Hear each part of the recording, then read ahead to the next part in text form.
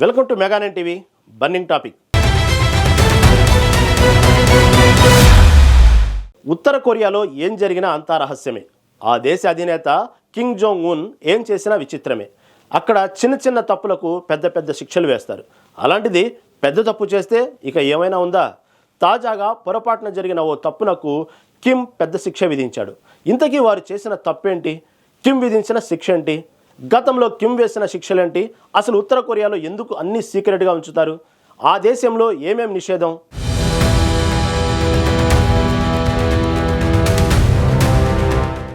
North Korea తయారు చేసిన కొత్త 5,000 టన్నుల బరువు గల యుద్ధ నౌకను చాంగ్జింగ్ ఓడరేవులో ప్రారంభించే క్రమంలో ఒక పెద్ద సమస్య ఏర్పడింది.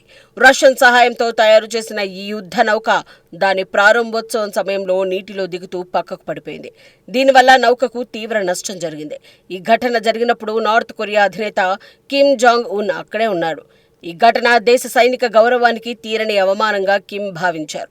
ఈ వైఫల్యం నార్త్ కొరియా నౌకాదళ సామర్థ్యంపై ప్రశ్నలు లేవనెత్తింది.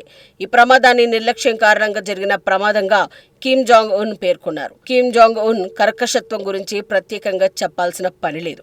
కఠినమైన ఆంక్షలతో దేశ ప్రజలను తన అదుపాజ్ఞలతో ఉంచుకున్న నియంత ఆయన. తాజా ప్రమాదంపై కిమ్ తీవ్ర ఆగ్రహంతో ఉన్నాడు. అధికారుల నిర్లక్ష్యం, బాధ్యత రాహిత్య చర్యల వల్లే ఇలా జరిగిందని, ఇందుకు శిక్షగా నౌకను రూపొందించిన వారిపై అధికారులపై కేసు నమోదు చేసి కఠిన శిక్ష విధిస్తామని ప్రకటించారు. జూన్లో తమ పార్టీకి సంబంధించిన కీలక సమావేశం జరగనుందని, అప్పటిలోపు నౌకను పునరుద్ధరించాలని ఆదేశాలు జారీ చేశారు. ఈ యుద్ధ నౌకను వచ్చే ఏడాది ప్రారంభంలో నావికా దళంలో మోహరించాలని భావిస్తున్నట్లు కిమ్ ప్రభుత్వం వెల్లడించింది. అయితే ఉత్తర కొరియాలో ప్రయోగాలు వరుసగా ఫెయిల్ అవుతూ ఉండటం కిమ్ కు ఆగ్రహం తెప్పిస్తోంది. 2023 ఆగస్టులో అత్యవసర బేస్టింగ్ వ్యవస్థలోని లోపం కారణంగా ఓ ఉపగ్రహ ప్రయోగం విఫలమైంది. గతేడాది నవంబర్లోనూ ఉత్తర కొరియా సైనిక ఉపగ్రహం గాలిలో పేలిపోయింది. తాజాగా యుద్ధ నౌక ప్రమాదం కిమ్ ను తీవ్ర ఆగ్రహానికి లోనయ్యేలా చేసింది.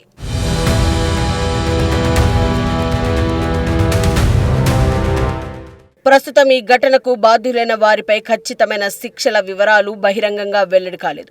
అయితే కిమ్ జాంగ్ ఉన్ గతంలో తప్పులు చేసిన అధికారులపై కఠిన చర్యలకు పేరుగాంచినవాడు కాబట్టి ఈ సందర్భంలో కూడా తీవ్రమైన శిక్షలు విధించే అవకాశం ఉంది. దీనిలో ఉన్నత స్థాయి సైనిక అధికారులు, శాస్త్రవేత్తలు, ప్రాజెక్టులో పనిచేసిన సాంకేతిక నిపుణులు శిక్షలను ఎదుర్కొనవచ్చు. అయితే కిమ్ ఈ ఘటనకు సంబంధించి తీవ్రమైన శిక్షలు విధించేందుకు ఆదేశించినట్లు తెలుస్తోంది. కిమ్ జాంగ్ ఉన్ గతంలో సైనిక, రాజకీయ, సాంకేతిక వైఫల్యాలకు సంబంధించిన తప్పులకు కఠిన శిక్షలు విధించిన చరిత్ర ఉంది. 2013లో ఆయన మామ జాంగ్ సాంగ్ తయేక్ ను దేశద్రోహం ఆరోపణలపై ఉరితీశాడు.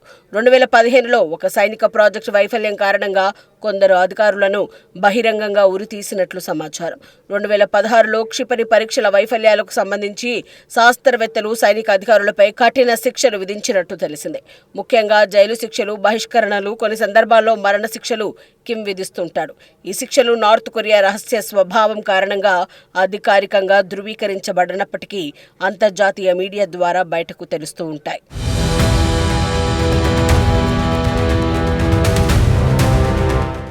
నార్త్ కొరియాలో ఎందుకు అంత రహస్యంగా ఉంచుతారు? ప్రపంచంలోనే అత్యంత రహస్యమైన దేశాలలో ఒకటిగా నార్త్ కొరియా ఎందుకు పరిగణించబడుతుంది? దీనికి ప్రధాన కారణాలు కిమ్ జాంగ్ ఉన్ నేతృత్వంలోని సర్వాధికార పాలన. ఆ దేశ రాజకీయ, సామాజిక విధానాలు నార్త్ కొరియా ప్రభుత్వం సమాచార వివరాలను కఠినంగా నియంత్రిస్తుంది. ఇంటర్నెట్, స్వతంత్ర మీడియా, విదేశీ వార్తా సంస్థలు ప్రజలకు అందుబాటులో లేవు. దేశంలోని అన్ని వార్తలు రాష్ట్ర నియంత్రణలోని KCNA ద్వారా మాత్రమే వస్తాయి. ఈ నియంత్రణ వల్ల ప్రజలకు బయటి ప్రపంచం గురించి తెలియదు. దేశంలో జరిగే విషయాలు బయటకు రాకుండా ఉంటాయి. కిమ్ జాంగ్ ఉన్, అతని పూర్వీకులైన కిమ్ ఇల్ సంగ్ల నాయకత్వంలో దేశం ఓ సర్వాధికార వ్యవస్థను అనుసరిస్తుంది. ప్రభుత్వ వ్యతిరేక ఆలోచనలు, అసమ్మతిని అణచివేయడానికి సమాచారం బయటకు రాకుండా చేస్తారు. ఎవరైనా ప్రభుత్వాన్ని విమర్శిస్తే, నిషేధిత సమాచారాన్ని వ్యాప్తి చేస్తే వారికి కఠిన శిక్షలు, మరణశిక్ష కూడా విధించవచ్చు. నార్త్ కొరియా తనను తాను బయటి ప్రపంచం నుంచి వేరు చేసుకుంది. విదేశీ సంస్కృతి, సాంకేతికత లేదా జీవన శైలిని పాశ్చాత్య విలాసంగా భావిస్తారు. ఈ ఒంటరితనం వల్ల దేశంలో జరిగే విషయాలు బయటకు రావు. బయట సమాచారం లోపలికి రాదు. నార్త్ కొరియా ప్రభుత్వం తన పాలనను సమర్థించడానికి, కిమ్ను దేవుడిలా చూపించడానికి భారీగా ప్రచారం చేస్తుంది. దీనికోసం దేశంలోని వాస్తవ పరిస్థితులను దాచిపెడతారు. కేవలం ప్రభుత్వం చెప్పిన సమాచారం మాత్రమే ప్రజలకు అందుతుంది.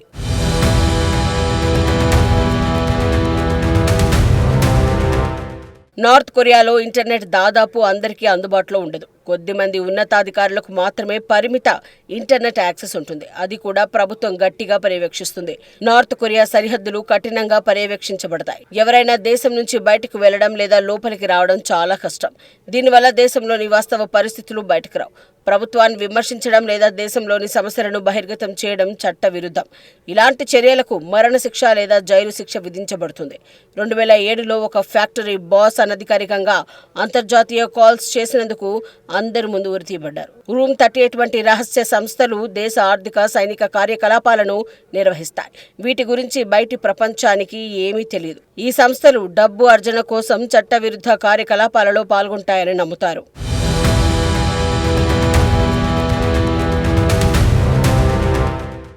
నార్త్ కొరియాలో పెంపుడు కుక్కలను పెంచడం సోషలిస్టు జీవన శైలికి విరుద్ధం అని అంటారు. 2020లో కిమ్ జాంగ్ ఉన్ పెంపుడు కుక్కలను పట్టుకోవాలి, వాటి మాంసం, బొచ్చు కోసం ఉపయోగించాలని ఆదేశించాడు. ముఖ్యంగా పోమేరియన్, షిహ్టు వంటి విదేశీ జాతి కుక్కలను చంపేశారు. కుక్కలను ఇంట్లో ఉంచటం, వాటికి బట్టలు వేయడం, చనిపోయినప్పుడు ఖననం చేయడం వంటివి కూడా నార్త్ కొరియాలో నిషేధించబడ్డాయి. కుక్కలను మాంసం లేదా బొచ్చు కోసం మాత్రమే పెంచాలని socialist women's union of Korea ఆదేశించింది. విదేశీ సినిమాలు, సంగీతం, టీవీ ఛానళ్లను చూడటం, వినడం నిషేధం. ఇలా చేస్తే జైలు శిక్ష, మరణశిక్ష విధిస్తారు. 2014లో ఒక అమెరికన్ పర్యాటకుడు బైబిల్ను రెస్టారెంట్లో మర్చిపోయినందుకు 5 నెలలు జైలు శిక్ష అనుభవించాడు. నార్త్ కొరియాలో సాధారణ ప్రజలు ఇంటర్నెట్, స్మార్ట్ ఫోన్స్ ఉపయోగించడం నిషేధం. కొందరు ఉన్నతాధికారులకు మాత్రమే పరిమిత యాక్సెస్ ఉంటుంది. ఒక విదేశాలకు ఫోన్ కాల్స్ చేయడం పూర్తిగా చట్టవిరుద్ధం. 2007లో ఒక వ్యక్తి ఇలా ఫోన్ చేస్తే మరణశిక్ష వేశారు. ఇక ప్రభుత్వం ఆమోదించిన 28 రకాల హెయిర్ కట్స్ మాత్రమే అనుమతించబడతాయి. కిమ్ జాంగ్ ఉన్ హెయిర్ స్టైల్ను ఎవరూ అనుకరించకూడదు. రాజధాని ప్యోంగ్యాంగ్లో నివసించడానికి ప్రత్యేక అనుమతి అవసరం. దేశంలో ఒక ఊరు నుంచి మరొక ఊరికి వెళ్ళడానికి కూడా అనుమతి తప్పనిసరి. నార్త్ కొరియాలో జరిగే అనేక విషయాలు రహస్యంగా ఉంటాయి.